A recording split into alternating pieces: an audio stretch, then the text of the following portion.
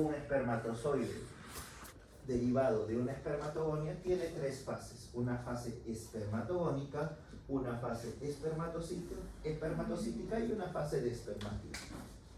Tenemos la espermatogonia, la cual tiene como característica celular ser una célula que se puede replicar. Nosotros nos vamos a dar cuenta que la espermatogonia de tipo A puede dar origen a más espermatogonias de tipo A y las espermatogonias de tipo A pálidas de igual forma. En las espermatogonias de tipo B esto cambia, dado que las espermatogonias de tipo B, más que replicarse, se diferencian en espermatocitos primarios. Espermatocitos primarios.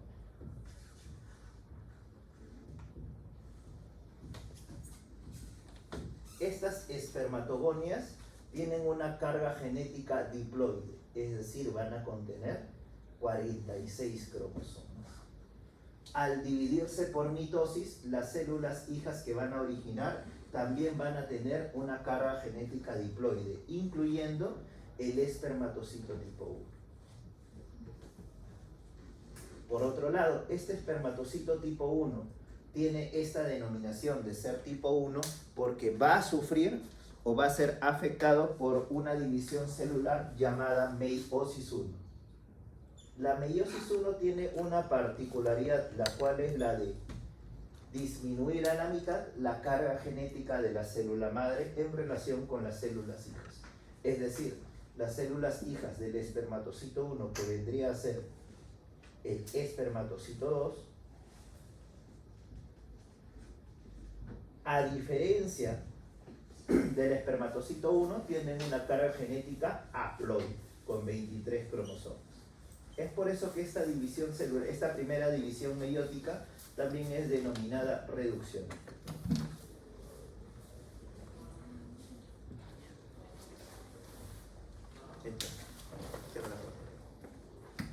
Este espermatocito 2 tiene la denominación de ser número 2 porque va a sufrir de la meiosis 2, o se va a ver afectado por la división meiótica número 2, la cual, a diferencia de la primera división meiótica, va a conservar la carga genética en relación con las células hijas.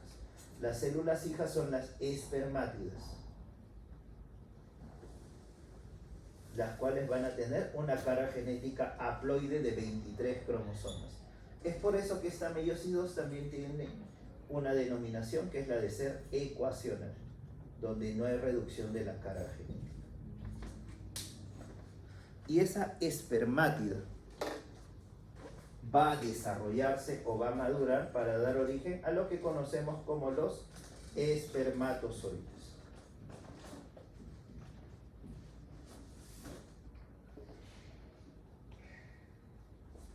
Mediante un proceso llamado espermiogénesis.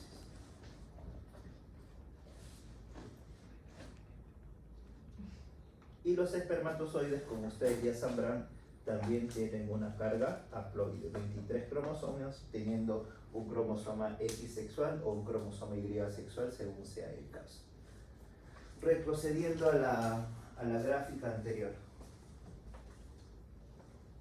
Una de las funciones de la célula de Sertoli, o mejor dicho, de la unión entre célula de Sertoli y célula de Sertoli, es la de formar una barrera, es la barrera hematotesticular. Esta barrera hematotesticular va a aislar a las células que tengan una carga genética distinta a las otras células del cuerpo. Recordando que las células somáticas tienen una carga genética diploide, mientras que el espermatocito secundario, las espermátidas y el espermatozoide tienen una carga genética haploide. De no existir esta barrera hematotesticular, se reconocerían estas células como células extrañas al organismo y podrían ser susceptibles a inmunidad. Así que tenemos un primer concepto claro. Una de las funciones de la célula de Sertoli, o también llamada sustentacular,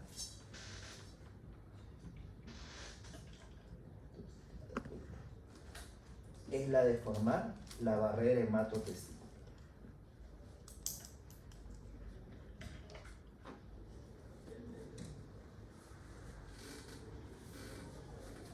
Mientras que la célula de Leydig, la que estaba entre túbulo seminífero y túbulo seminífero,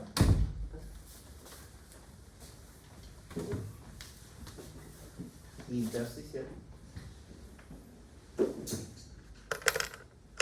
tiene como función la síntesis de testosterona.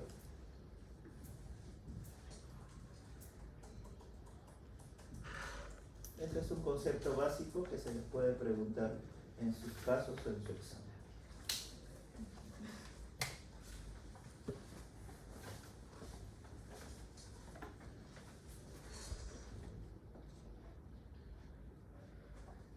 El cambio o la transformación de espermátida a espermatozoide, llamado espermiogénesis, consta de 4 fases.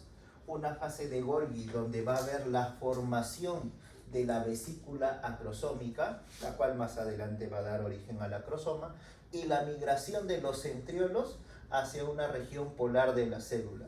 Esto con la finalidad de formar lo que vendría a ser el axonema y posteriormente el flagelo o la cola del espermatozoide.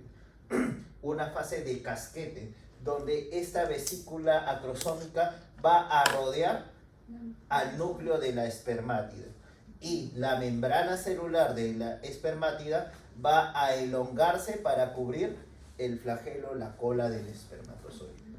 Tenemos una fase de acrosoma donde ya se da una mayor cobertura del núcleo, una mayor elongación de esta membrana celular, y la fase de maduración donde hay una elongación de la cabeza del espermatozoide y esta membrana celular sobrante va a ser degradada por la célula de Sertoli. Muy aparte de cumplir una función de barrera hematotesticular, la célula de Sertoli también cumple una función fagocítica, degradando cuerpos residuales productos de la espermiogénesis, formando así al espermatozoide. En una microfotografía electrónica nosotros tenemos al espermatozoide con su cabeza, su cuello y su flagelo, teniendo una región cercana al cuello más gruesa que correspondería a la pieza intermedia. La pieza principal y la pieza terminal son el resto de componentes de la cola del espermatozoide. Acá tenemos una gráfica que nos da un detalle de la cabeza del espermátide, grande y circular, y la cabeza del espermatozoide, plana y en punta, donde podemos diferenciar claramente al acrosoma, que es la estructura en amarillo que va a cubrir al núcleo de la célula. Este acrosoma en su interior contiene enzimas importantes para la fecundación. Estas enzimas van a ayudar al espermatozoide a atravesar la corona radiada y la zona pelúcida del óvulo.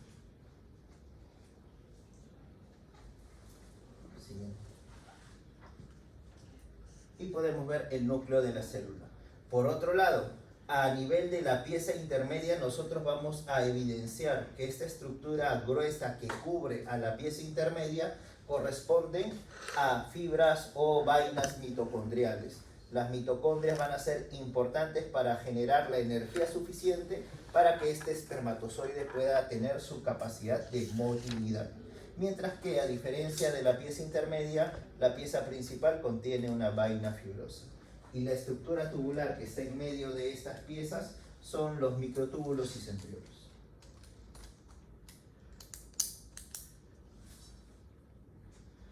Siguiendo con el camino del espermatozoide, tenemos a la red testicular cubierta por un epitelio cúbico simple que carece de células de Sertoli y carece de epitelio seminífero de células de línea germinal.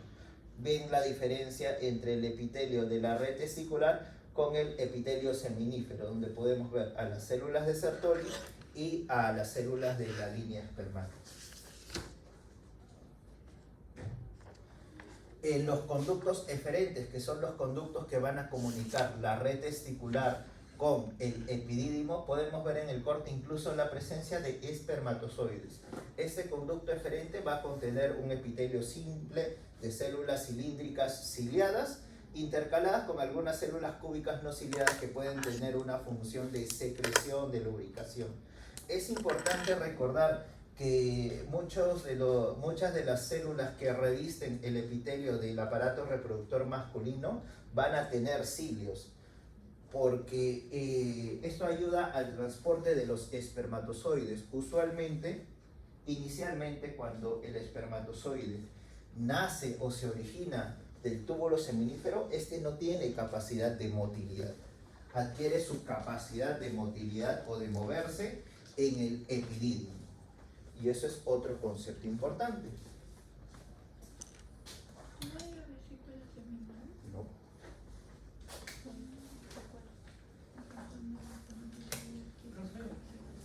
No, es que es la maduración. ¿Ah? ¿Dónde se originan los espermatozoides? ¿Alguien puede responderle a Claudia, por favor? ¿Dónde se lubricaban los espermatozoides? Claro, para que tenga su motilidad. No se lubrican para tener motilidad. Ahorita lo explico mejor. En el epidídimo, los espermatozoides sufren un proceso de maduración espermática. Esta maduración espermática implica adquirir su motilidad espermática característica.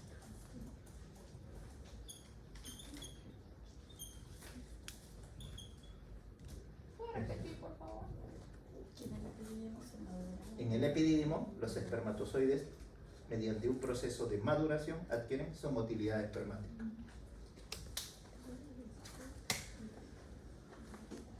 El epitelio del epidídimo, acá ustedes pueden ver un tubo que es el conducto epididimario, cortado en diversas secciones, en diversas partes del mismo conducto. Al aumentar uno de estos cortes, nosotros vamos a ver que el epitelio que recubre el epidídimo es un epitelio poliestratificado, que va a constar de células basales y células principales que van a contener estereocitos, los cuales van a ayudar también al transporte de los espermatozoides. En cuanto al conducto deferente se refiere, una característica llamativa de este conducto deferente es su gran capa muscular, teniendo una capa longitudinal interna, circular media y longitudinal externa. Y el epitelio que lo recubre es similar al epitelio del epidídimo, epitelio poliestratificado. Hablando o ya iniciando con las glándulas accesorias, nosotros vamos a hablar de la vesícula seminal. Las vesículas seminales son dos glándulas que están en localización retrovesical, detrás de la vejiga, por encima de la próstata, que van a estar cubiertas por un epitelio poliestratificado cilíndrico no ciliado. Tienen una función secretora. La secreción de la vesícula seminal, que es el líquido seminal, es un fluido rico en fructosa.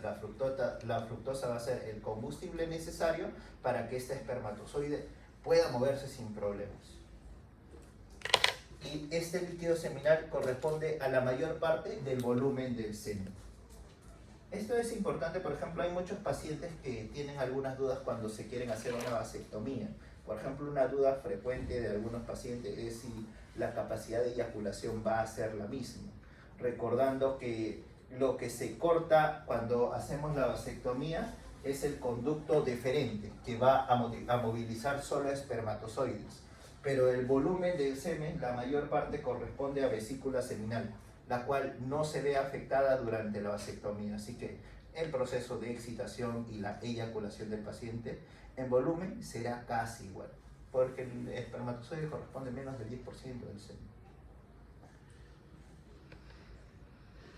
Siguiendo con la próstata, para hacer un recuento anatómico, la próstata es una glándula que se ubica debajo de la vejiga y también va a tener una secreción prostática que va a ayudar en la fecundación del espermatozoide.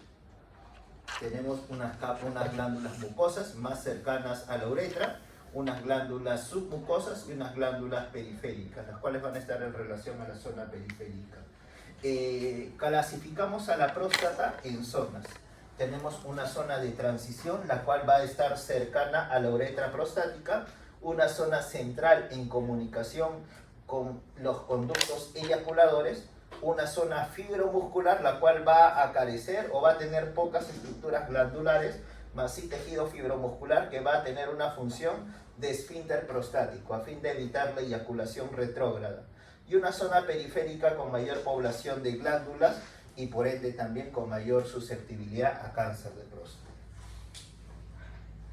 Acá podemos ver una comparación entre la zona periférica, donde si bien es cierto hay glándulas, estas glándulas tienen una forma definida y no hay mucha celularidad, en comparación con las células con las glándulas de la zona central, las cuales van a estar más en contacto con el conducto eyaculador.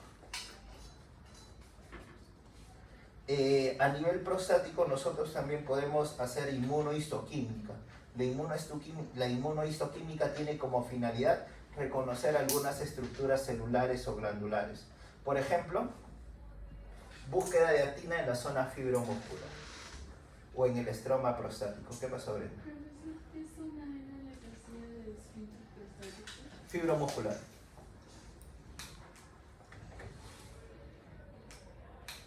Recordando que hay fibras musculares en el estroma prostático, sobre todo en la zona fibromuscular. Y la otra lámina que ven más pintada, más colorida, es la inmunohistoquímica a PSA, que es el antígeno prostático específico. Y se pinta justo en la zona glandular. Este PSA nosotros lo podemos dosar en sangre y nos sirve como un marcador e incluso nos sirve para hacer el seguimiento de pacientes con cáncer prostático. Pasa, no te preocupes.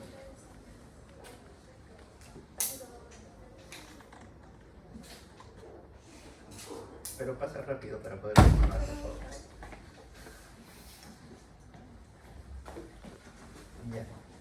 Cuando los pacientes con cáncer de próstata reciben tratamiento, ya sea quimio, radio y prostatectomía radical, este PSA va a disminuir. Se entiende que si se retira la próstata, que es el agente que está originando el cáncer, el antígeno prostático específico producido por la próstata va a disminuir en niveles sanguíneos. Si en algún momento del seguimiento nosotros encontramos que vuelve a aumentar este PSA, debemos hacer un recuento nuevamente, una desfocalización del paciente a fin de ver que no haya tenido una recidiva de enfermedad o una metástasis a cercanía o a distancia. Y habíamos mencionado que la glándula prostática también tiene una secreción. Entre los componentes de su secreción hay PSA, que ya hemos hablado de eso, fosfatasa ácida y fibrinolicina. Hago énfasis en la fibrinolicina porque cuando ocurre el acto sexual, el semen, al ser eyaculado e ingresado al aparato reproductor femenino, tiene una consistencia viscosa inicialmente que va a facilitar que se quede o que se fije dentro de la vagina o cercano al cérvix. Pero esta apariencia viscosa no puede durar mucho tiempo porque dificultaría el tránsito de los espermatozoides hacia la cavidad uterina para poder fertilizar al óvulo. Esta característica viscosa del semen debe pasar a una característica líquida, es decir, este coágulo que se forma inicialmente en el semen debe licuefactarse. Es por eso que una de las características de su caso clínico ha sido la licuefacción del semen. La licuefacción es facilitada por la fibrinolicina. La fibrinolicina es una enzima que va a degradar la fibrina, que va a formar el coágulo en el semen. Se degrada la fibrina y el semen se vuelve más líquido, facilitando así la movilización de los espermatozoides. Y para finalizar con esta parte, las glándulas bulbouretrales o de Cooper también tienen una secreción. Su secreción se emite en la porción inicial de la uretra peniana y sobre todo contiene ácido ciálico, galactosa, que tienen una función más de lubricante. Es decir, en el acto sexual correspondería al líquido preseminal. Antes de la eyaculación del semen a veces sale un líquido de incoloro quizás, que puede tener espermatozoides por arrastre de los espermatozoides contenidos en la uretra durante una eyaculación anterior. Así que por esta situación muchas veces nosotros no recomendamos el coito interrumpido como método sexual, como método de planificación familiar, porque el líquido preseminal que se emite puede tener pequeñas concentraciones de espermatozoides de la uretra. En resumen, para terminar esta parte histológica, el testículo va a contener lobulillos testiculares, los cuales contienen túbulos seminíferos. Dentro del túbulo seminífero hay dos tipos celulares: la línea germinal o la línea espermática, la cual va a dar origen a los espermatozoides por el proceso de espermatogénesis que ya hemos explicado. Y las células de Sertoli o sustentaculares, se llaman sustentaculares porque van a tener una función de sostener a este proceso de espermatogénesis. Las células de Sertoli también tienen una función fagocítica y tiene una función formando la barrera hematotesticular, que es una especie de filtro para evitar el reconocimiento inmunológico de células con carga genética distinta a las otras células del cuerpo. Entre túbulo seminífero y túbulo seminífero, es decir, en el intersticio del testículo, encontramos a las células de Leydig, o intersticiales también llamadas, las cuales van a ser encargadas de la síntesis de testosterona. Una vez que se forma el espermatozoide en el túbulo seminífero, este va a ser movilizado por las contracciones del túbulo seminífero y por la presencia de células ciliadas en los conductos eferentes y en el epidídimo. Es en el epidídimo donde adquiere su capacidad de motilidad espermática por medio del proceso de maduración. ¿Hasta ahí alguna duda? ¿Qué pasó? Usted mencionó que, o sea, primero dijo que en el epidídimo se da la maduración La y maduración. la fertilidad del Sí. espermatozoide, Sí. pero después dijo que la fructosa también... Claro, que es el combustible, es para que se mueva el espermatozoide. Pero O la sea, capacidad que- de moverse se adquiere desde el epidídimo, porque el espermatozoide no está en la vesícula seminal.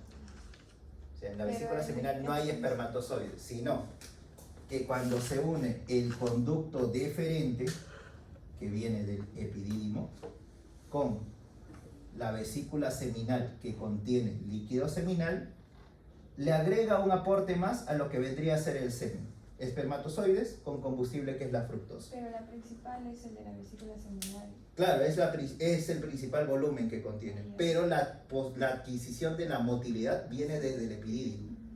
No sé si me dejo entender. Sí. Ya. ¿Alguna otra duda? Si no hay ninguna duda, les voy a dar unos 10 minutos para que vayan al baño.